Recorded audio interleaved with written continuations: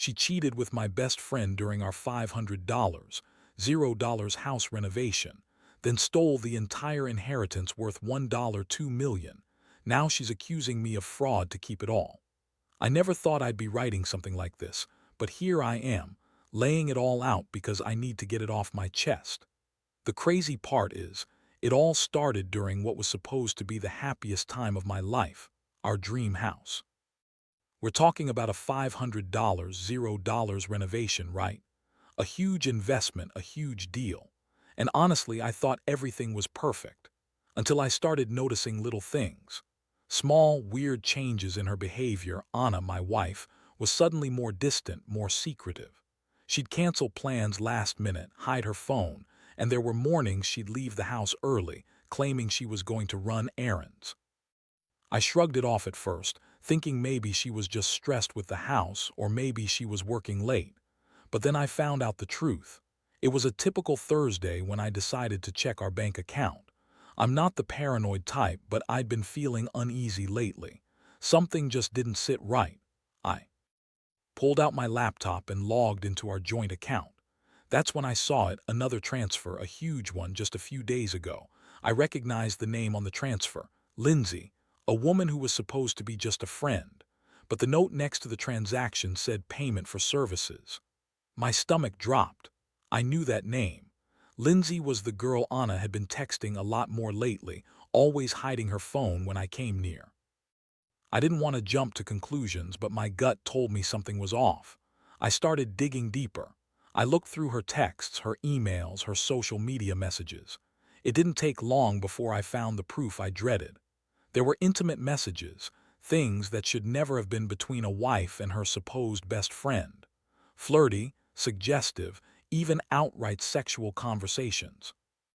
And then I saw the pictures, photos of Anna and Lindsay in bed together, laughing, touching, clearly more than friends. I couldn't believe it. My wife, the woman I trusted with everything, was cheating on me with my best friend. It hit me like a freight train. All those times she said she was busy, with work or visiting her mother or at the gym, she was with Lindsay. And the worst part, I had just finished the biggest renovation of our lives, pouring every dollar I had into this house. We were counting on this new chapter, on building a future. Instead, I was sitting there, staring at proof that everything I believed in, our marriage, our friendship, my trust, had been a lie. I felt numb, angry, betrayed. How could she do this? How could Lindsay, someone I thought was my friend, betray me like this? The pain was overwhelming and I knew I needed to confront her, but I also knew this was just the beginning. The real nightmare was about to start.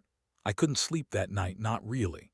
My mind kept circling back to everything I'd uncovered. The images of Anna and Lindsay, the messages, the way she lied so effortlessly about everything. I felt like I'd been punched in the gut. All the trust I'd ever placed in her, shattered into tiny pieces. I kept asking myself how she could do this to me, especially after everything we'd been through. That house, the plans we made, the future we talked about, I'd poured my soul into it, and now I was staring at proof that she'd been sneaking around with Lindsay all along. The next morning, I knew I had to confront her. I didn't want to do it, not like this, but I couldn't keep pretending I didn't know. I waited until she was in the kitchen, sipping her coffee, acting calm but looking nervous. I didn't waste time. I laid it all out, showed her the messages, the photos, the bank transfer. Her face changed from her usual bitchy smirk to a deer-in-headlights look. She tried to deny it, of course. "You're crazy," she said, her voice high and defensive.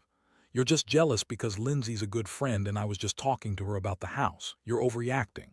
I didn't buy it. I told her I knew everything, that I'd seen everything. That's when she started spinning her lies.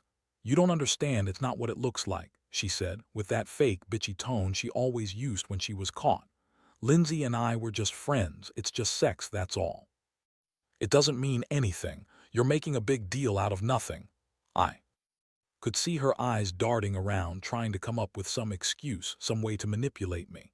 But I wasn't buying it anymore. Honestly, I felt a mixture of rage and heartbreak. How could she sit there and lie to my face?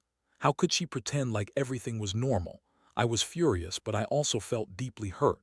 I'd trusted her with my life, my money, my future. And she'd been sneaking around behind my back, cheating with my best friend, and now she was trying to gaslight me. I told her I wanted her out of the house, that I needed some time to think. She sneered, said I was overreacting, that I was just insecure, but I knew her game. She was trying to spin her lies, cover her tracks, and keep everything she stole. The emotional toll hit me hard.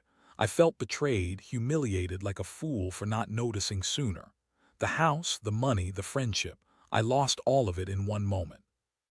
I thought about all those nights I stayed up working on the renovation, thinking about our future. All gone. I went from feeling heartbreak to boiling rage. I realized I could let her get away with this, not without some kind of fight. She'd taken everything I had, and I was starting to see that I had to fight for what was mine, my dignity, my money, my life. I knew then that I couldn't just walk away quietly. If she thought she could cheat and steal her way out of it, she was dead wrong. The days that followed were a blur of planning and anger.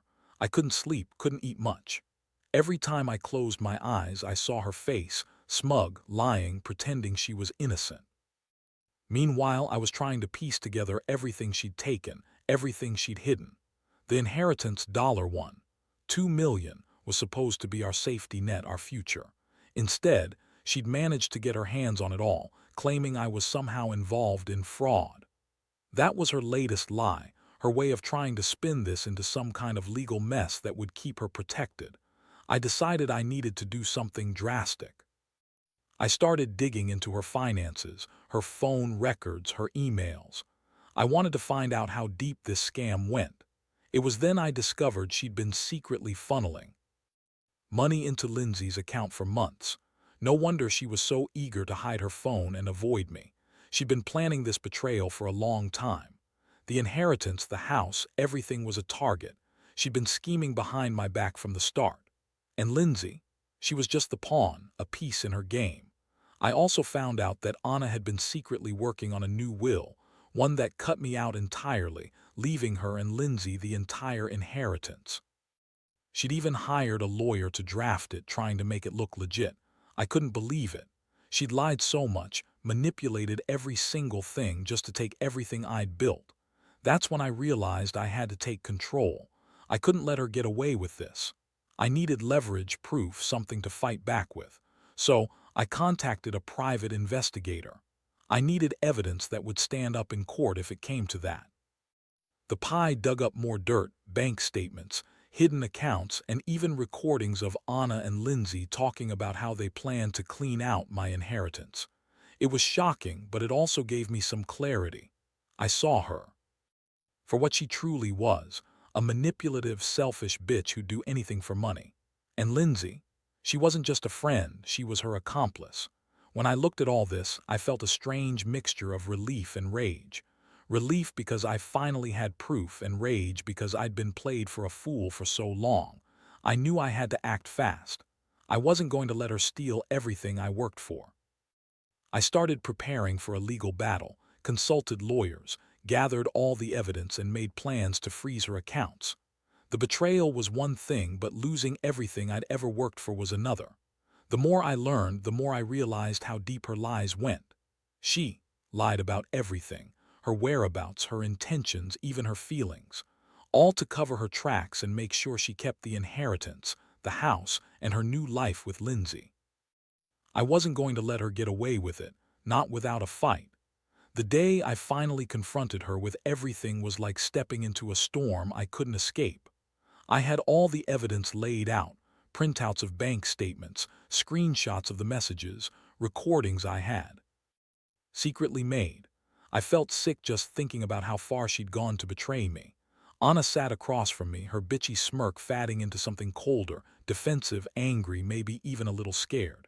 She tried to deny everything at first, spinning her usual lies about how it's not what it looks like, how Lindsay was just a close friend and that I was overreacting. But I cut her off.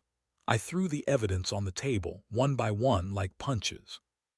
Her face twisted with rage, her voice rising. "You think you can control everything. You're just jealous because Lindsay is better in bed than you ever were. That's why you're acting like this," she spat. I couldn't believe her audacity.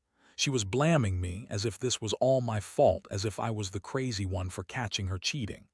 The thing is, I'd always been patient, tried to be understanding, but this was beyond anything I could tolerate. I told her she was done, that I was done, and I was taking back what was mine. Her reaction was pure bitchy defiance. She started crying, fake tears, sobbing about how I was ruining her life, how she loved me, how she'd never meant for it to go this far. She begged, tried to manipulate me into believing her sob story, but I wasn't falling for it. I saw her for what she was, a liar, a thief, a user. I told her she needed to leave that day, and I called the police to document her theft and fraud. It was a turning point. I realized I couldn't let her keep control anymore. I was finally taking back my life piece by piece, but her reaction didn't stop there. She went on the offensive, claiming I was fraudulent, that I'd somehow conspired to steal her money, completely twisting the truth. She accused me of lying, of trying to cover my own tracks. It was pure projection. I knew she was trying to turn the tables, to make me look guilty so she could keep everything. That's when I understood how far her lies went and how dangerous she could be when cornered. It was clear she'd do anything to keep her hands on that inheritance, even if it meant destroying me legally or emotionally. The worst part, her accusations about me committing fraud. She'd, to a lawyer, hired a team to try to spin this as some kind of scam I was orchestrating. She claimed I'd been manipulating the house renovation funds, that I'd diverted money, that I was trying to hide my own financial crimes. I knew I had to fight back legally, but honestly, her accusations shook me. I felt betrayed, humiliated, and furious all at once. I'd trusted her with everything, my love, my money, my future, and she'd used all of it to cheat, steal, and lie her way to what she wanted. I realized I'd been living in a nightmare, and I needed to wake up and fight for what was rightfully mine. After she left that day, I felt a strange mix of relief and emptiness. I'd finally laid everything out in the open, and now I had a clear view of how deeply she'd betrayed me. But the aftermath was messier than I expected.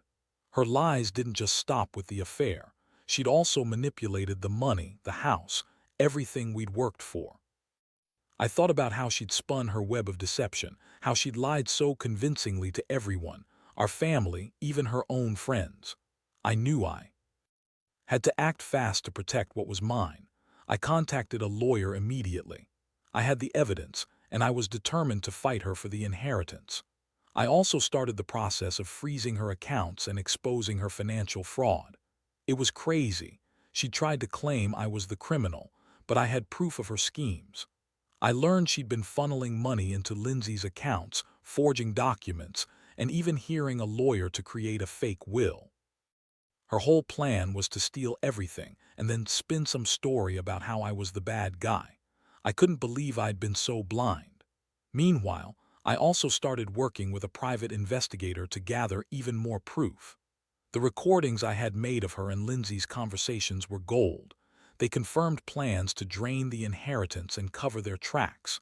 I knew I had enough to take her to court, to get a restraining order if needed, and to prove her fraud in a legal setting.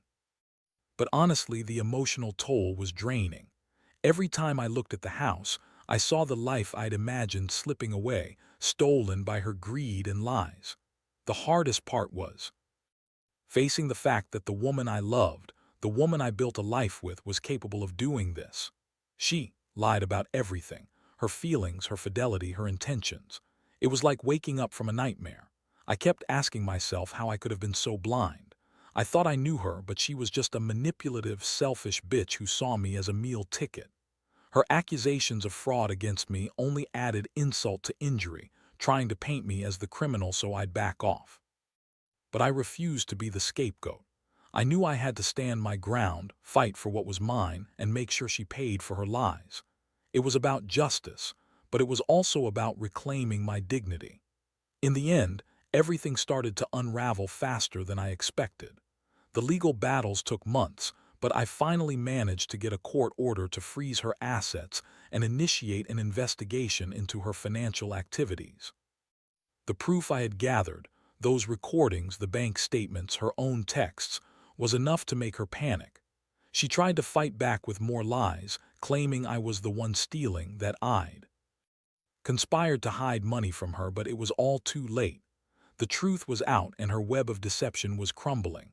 Watching her scramble to save face was almost satisfying, but the damage was done. She lost the inheritance, the house, and her reputation. Lindsay disappeared from her life once the scandal broke, and Anna was left with nothing but the bitter taste of betrayal. I moved out of the house, not just because I had to, but because I couldn't stand to be there anymore, knowing what had happened inside those walls. I started over, slowly rebuilding my life from the ground up. Looking back, I realize how naive I was to trust so blindly. I thought I knew her, thought she loved me. But she was just using me, using my trust, my money, everything I had built. The experience has left me scarred, but also more cautious. I learned that people are capable of incredible deception when greed takes over. I also learned that sometimes, the only way to reclaim your life is to fight back, no matter how brutal the process. If there's one thing I want others to take from this, it's that. Betrayal cuts deep, but you can come out stronger on the other side. Protect your assets, trust cautiously, and never ignore the warning signs. When someone shows you who they really are, believe them. Don't wait until it's too late. I lost a lot, but I gained clarity about the people I can trust, about my own strength, and about the importance of standing up for yourself even when the odds seem stacked against you. That's the real lesson here.